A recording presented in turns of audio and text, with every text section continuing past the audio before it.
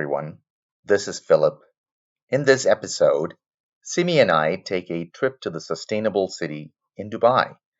It's a township built by Dubai-based diamond developers and was completed in 2015. Sustainable City Dubai is located about 30 kilometers south of the Burj Khalifa, and it's away from the city center and surrounded by the desert on its southern side. We met up with Marwa Nahlawi, head of urban planning for diamond developers. Sustainable City Dubai houses about 2,700 people on about 115 acres. The buildings and facilities are designed to be 60% more energy and water efficient than conventional buildings in Dubai. They feature LED lighting, high efficiency HVAC, and ultraviolet reflective paint. The city has apartments, single-family homes, and retail spaces. It also has a primary to grade 12 school, large enough for about 1,000 students. And in addition, a sustainability training center, a science museum, and a planetarium. The Sustainable City Dubai is a technological marvel. Students of the schools can learn in living laboratories on site and work and learn farming on a real community farm. There's an opportunity for architectural students to learn about energy efficient design. And they invite social scientists to collect data and study what influences sustainable choices. The Sustainable City Dubai perimeter is made up of tall trees to form a buffer zone. On the center is a green spine that runs the length of the township. In addition, there are biodomes that are geodesic-shaped greenhouses that can be used as agricultural research facilities, in addition to growing herbs that are sold on site to the residents and the restaurants. Other features in the facilities include wind tunnels, in addition to the community gardens and water recycling facilities. The residential clusters have community pools, fitness centers, a community mall, a mosque, an eco-resort, and a spa. There's a country club, also lots of shops, cafes, and restaurants. There are also offices and office blocks in the facility. There's a healthcare clinic, a nursery, and a supermarket. In addition, there's a jogging track that's 1 kilometer long, 5 outdoor fitness, yoga, and sports stations. There's also an equestrian center with 32 stalls for, obviously, the classical Arabian horses, which has a 4-kilometer horse track, in addition to 4 kilometers of cycle track and a 3-kilometer walking track. The horse manure is collected and used for producing biogas on site. The Sustainable City is connected to Dubai's power grid for electricity, the water supply connection, and sewage lines. But majority of the daytime electricity comes from solar PV. In addition, there are solar water heaters on top of the homes, and there are EV charging stations located all over the community. The town also has stormwater collection and water recycling through the municipal sewage treatment plant. There are 2 recycled water lakes with waterfalls and fountains that are used to irrigate the trees in the compound. And the town has about 2,500 trees, including 1,000 date palms. These trees help to reduce air and noise pollution in and within the community. The community farm has fruit trees and the 11 biodomes with hydroponic systems growing herbs that are sold to the residents and restaurants. The town also has a waste sorting and recycling center. The organic waste is composted and used as fertilizer on the site. Now let's listen to the interview with Ms. Marwa Nahlawi. Welcome on board, everyone, to Sustainably U Podcast. We are super excited today to talk about smart, sustainable urban planning and green infrastructure. And today with us, we have the Senior Urban Planner for Sustainable City, Marwa Nahlawi. Did I say your name correct? Yes. Marwa Nahlawi, that's This right. is super exciting because it is one of the best compounds or best infrastructure, not only here in the UAE, but in the GCC. So when it comes to, you're doing so many different things. It's not just energy, it's also how the community works, the farm, the education aspect of things that's coming in. So obviously when you move into education, you also need data from everything that's you're already building. So like you said, this was your initial project. So you obviously you go up from here. So the next project and the next project is going to be better and better. Yes. So how does that work? Where does Internet of Things or data, do you collect it? How do you use it? We love numbers. Yeah.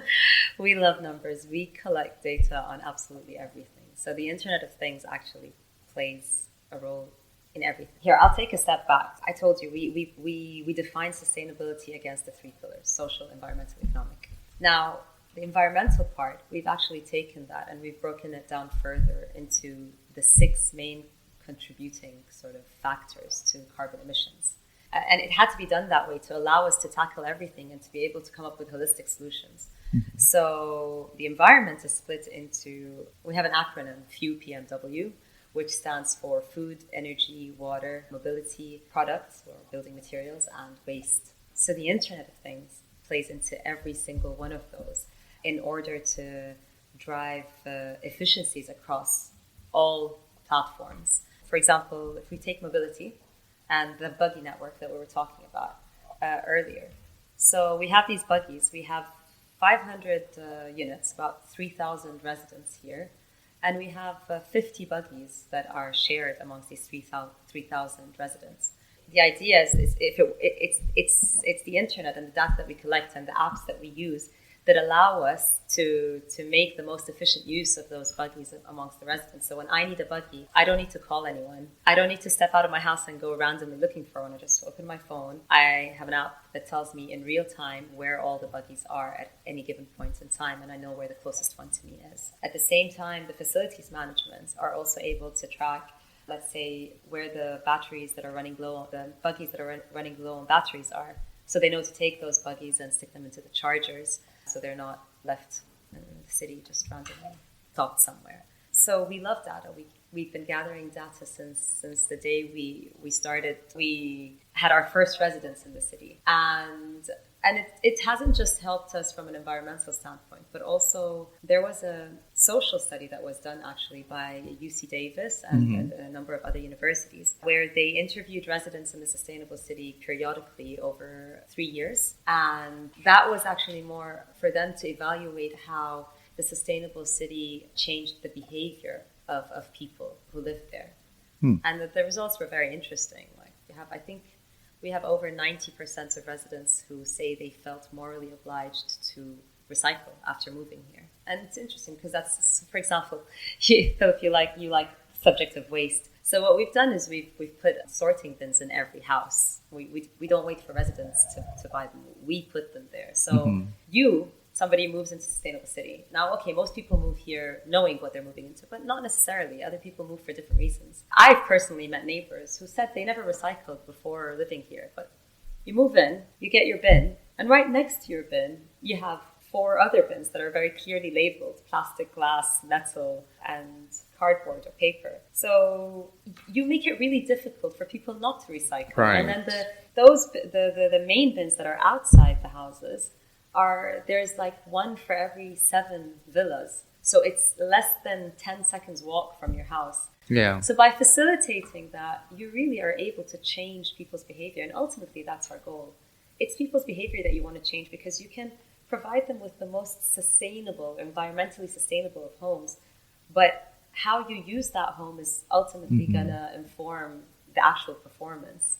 So the education part, the facilitation of these things, that's really key. So what happens to that waste that's collected, the plastics and the metals? So we have a sister company called Tadweer. It's the largest recycling facility in Dubai. So not Tadweer Abu Dhabi. Tadweer Abu Dhabi is the government arm. In Dubai, we are a privately owned company called Tadweer, because Tadweer in Arabic means recycling. Oh, is that what it means? Tadweer. Tadweer means to recycle. Okay. So Tadweer comes and collects all this waste. So we have an electric garbage truck that runs within the city to collect the garbage from the waste bins outside. And then that then takes it to, and then the main garbage truck comes into our main collection points in the city, collects this waste, takes it to the facilities in Warsan, and they recycle the waste there. So I see. Yeah. So coming to waste, you also said you have some agriculture patch. Yeah. How does that work, especially during summers? And I don't know. I saw it somewhere. That was it on YouTube? Somebody had put in the local residents also grow their vegetables there. Yes. I said, can you elaborate on that? Yes. What it's done? Do you use the waste from here to irrigate? So there's two aspects to food in the city. One is that we grow our own food in those biodomes, but that's operated not by the residents. It's operated by a third party. Okay.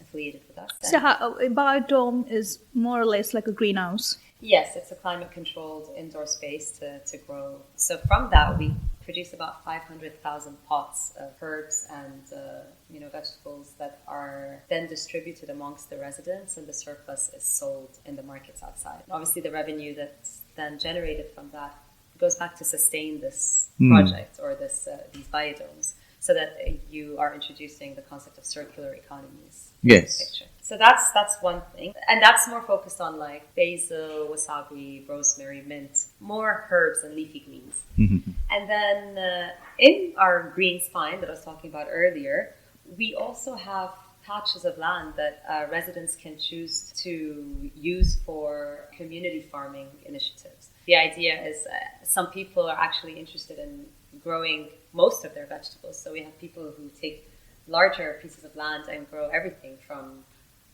tomatoes to eggplants and peppers and all these things, and cabbage and cauliflower and all of that. So you could ask for land and yeah, so you pay a very a trivial amount, just a subscription fee, let's say, for that land, and it's usually seasonal. They start in October and they run until about April. And then, but that also there's a very nice social aspect to that, because people start learning things from each other and all of that. And then we also have, part of one of the C Institutes. So the C Institute is the education arm.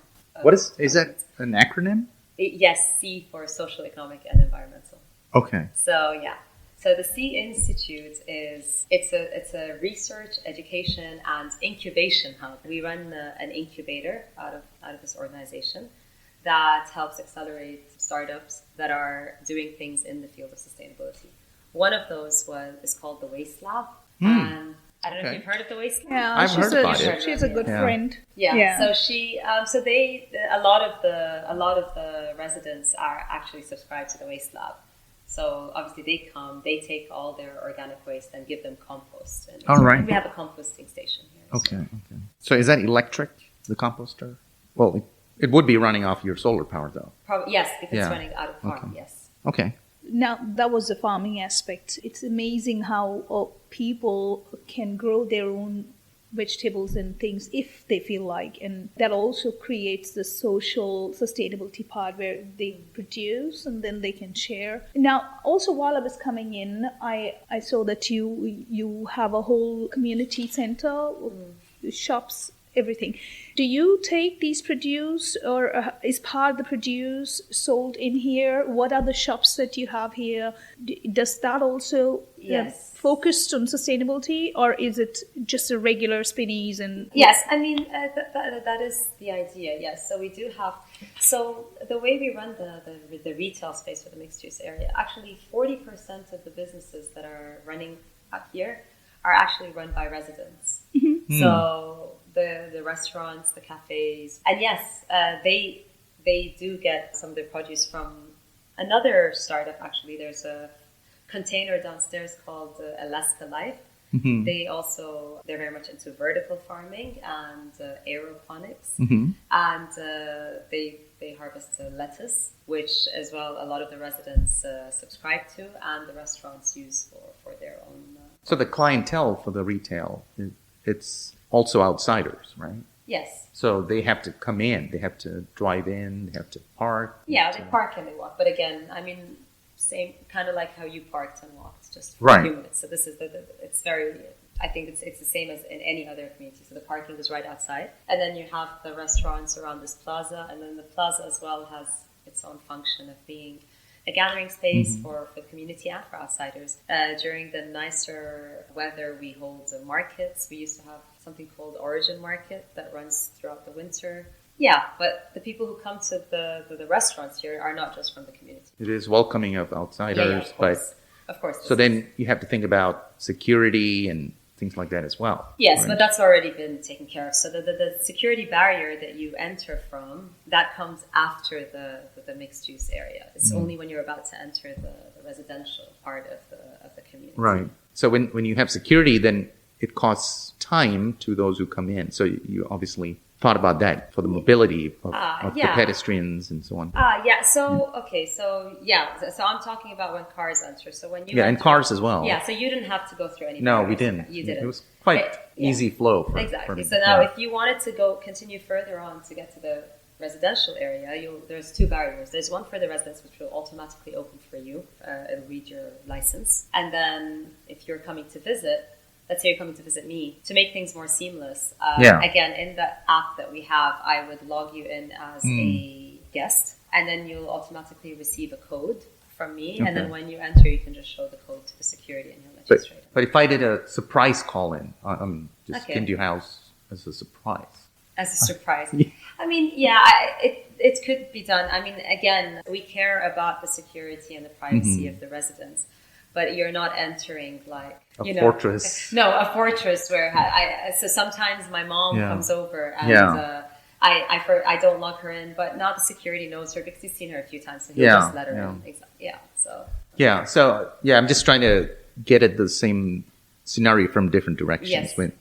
When it comes to waste management and the water management, all the waste and water that comes out of homes, is it reutilized? If it is, how do you do that? So we'll split them, waste and water. So our water is 100% recycled. All of the water that comes out of Sustainable City goes to Dubai Municipality. They have their water treatment facilities. So they take all of our water and they give us back treated sewage effluent in return. And then that goes to irrigate the landscape that we have here. Do you generate any water here? I mean, from the air conditioning, obviously you'll have condensation, but... No, we have actually, in our show villa, we've installed... It's a pilot, we're trying it out, but it's a system that actually captures water from the humidity and then generates drinking water from that. So that's something that we're trying out to see if it's something that's viable to be implemented, on a large scale. But we also, with the Sea Institute, which is the building that's under construction now, this building is aiming to be net zero carbon.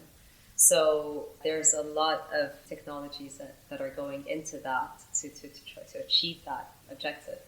And one of them would be to use the water from the condensation to irrigate the landscape. So going back to the gutter again, let's talk about sewage. You love gutter. Yes, my mind is in the gutter all the time. So the sewage goes out to the municipality, they treat it, and then they supply it back to you for various purposes. Such as mainly the irrigation of the non-productive. The plants that you chose, are they indigenous? Are they... water and heat resistant so when it comes to the landscape, there's a lot of thought that goes into it. It's very tricky in a climate like here. There's a balance. So on the one hand, you do want to provide green spaces because they add a lot of value socially and environmentally as well. And you want to have a lot of trees for shading purposes. At the same time, you have to remember that we live in a desert, and therefore too much of that actually starts to have the adverse effect. So what we do is we design the landscape in a way so that every plant or every element of the landscape is there to serve more than just the function of beautification. So trees are placed in areas where people might actually sit under them and use them for shade. Some plants are used to fix nitrogen in the soil. We do use a lot of indigenous plants, and there are some areas that are xeriscaped if those areas are not going to be utilized. And then a lot of our landscape is actually productive and fruits, and we have date palms. Again, the dates are harvested and distributed amongst the residents. We have a lot of fruit trees. We even recently planted some mango and guava trees here, and just also experimenting with different kinds of agriculture techniques and technologies to see what we can actually grow here. Because again, with the right soil, with the right mix, with the right irrigation systems, we might find out that we can grow things that we didn't think we could in the past. So since you like numbers, do you account for the carbon capture done by your own vegetation? Yes. So we have a team that's just dedicated to... You have a team of geeks who do all that? We have a team of people who collect these numbers and just do all sorts of things with them. So all our houses are monitored, our water consumptions. I mean, there's a reason behind that because that's how we measure ourselves, right? We set targets for ourselves and we measure our performance, and that's how we set our goals and objectives for future projects. Yeah. So talking about collecting data and using it for further projects, does that mean that the new projects that's coming up in Sharjah or in Abu Dhabi, it's one step above what you piloted here? Have you learned some things here that was implemented there? So obviously, again, Sustainable City Dubai was designed and they started construction almost just under a decade ago. So obviously, with time, new technologies come up every day. And definitely, I'll talk about our energy use index, that's our intensity in the houses.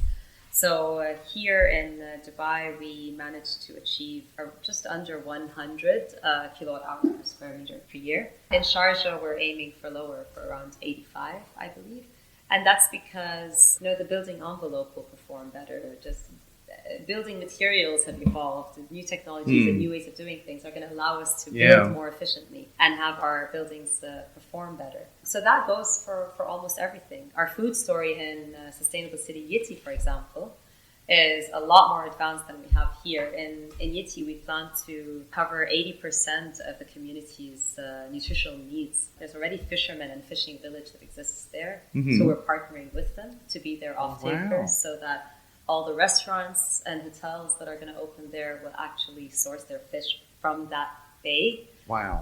And Talking about circular. We're going to have dairy farms for like cows and chickens for their milk and their dairy products. They're going to have a dairy farm close to the community? Yes. So we have a plot that's dedicated to our utilities and the utility park, and there we will have a farm. What about the smell? It's literally, it's so again, the city's designed so that farm is actually not right next to the houses. Yeah, I'm sure you could mitigate it with vegetation and composting and biogas production. And biogas, obviously. Yeah. Yes. Oh, yeah, a lot of opportunities there. Yeah. We definitely aim higher each time. Yeah. So your acronym, FEW MPW. PMW. PMW. Yeah. So that's food, energy, water, products, mobility, and waste. Yes. So let's talk about the products. So the building materials. Materials. So you said they are evolving. So when it comes to building materials, again, so this goes towards our goals of being net zero carbon. I mean, maybe when we designed Sustainable City Dubai, we were looking more for net zero energy, but today, no, we're building net zero carbon cities. Yeah. The building or the industry, construction industry, accounts for about 40% of carbon emissions. Yes.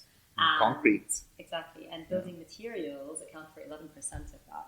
So it's very important that when we choose our materials, again, I know there's a lot of sustainable materials out there, but if we have to import them from halfway across the world, that's not sustainable. Not very sustainable. Again, it's about finding that balance. So some people go like, "Oh, why are you using concrete? You can use bamboo."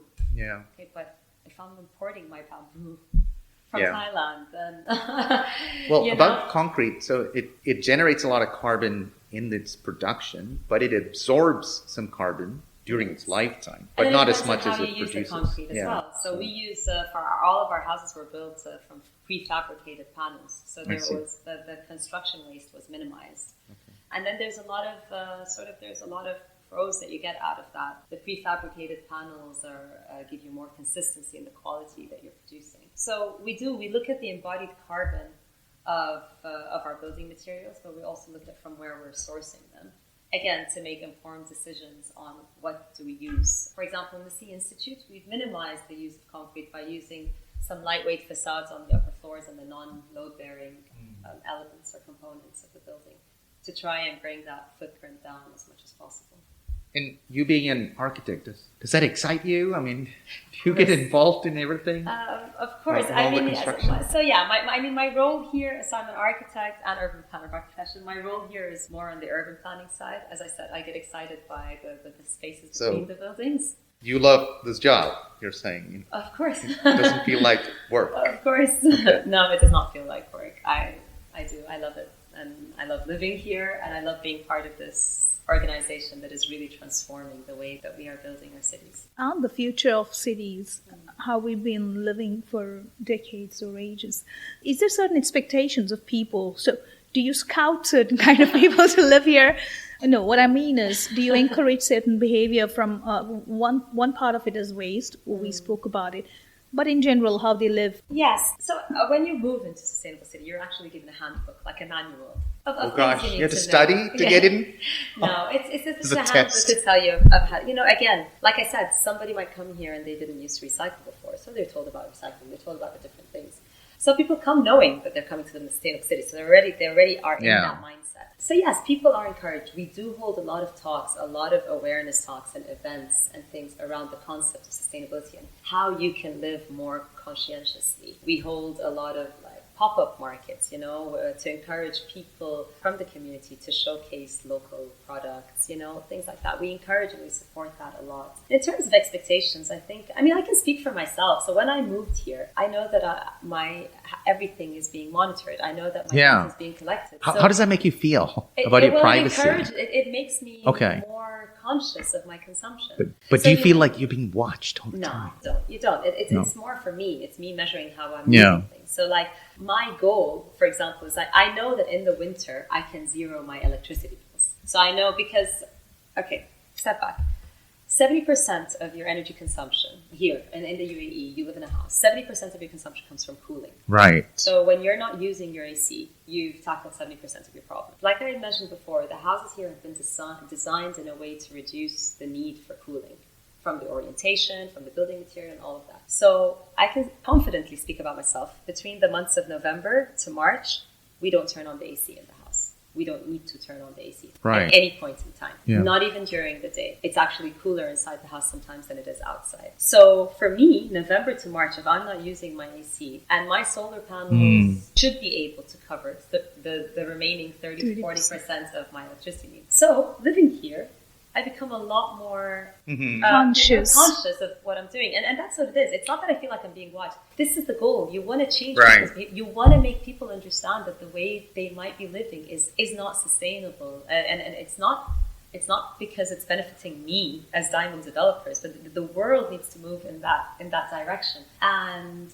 this is one way of doing it, of just making them aware. And then you get your bill. So the bill I get from DIWA is different to the bill that other people get, because my bill shows me how much I've exported to the grid, how much I've imported, and therefore what is the net, and that's what I pay for. So it's like when you set goals for yourself. You go on a diet and you set goals for yourself, and you start counting calories that you're eating in and out. Okay. It becomes a personal goal, Well, one more psychology question.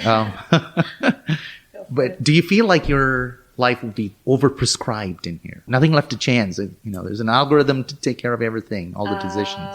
No, because it's very intangible. I mean, I'm talking about it because I work with diamond developers. Had I just been a resident here, I wouldn't know all that's happening behind the scenes.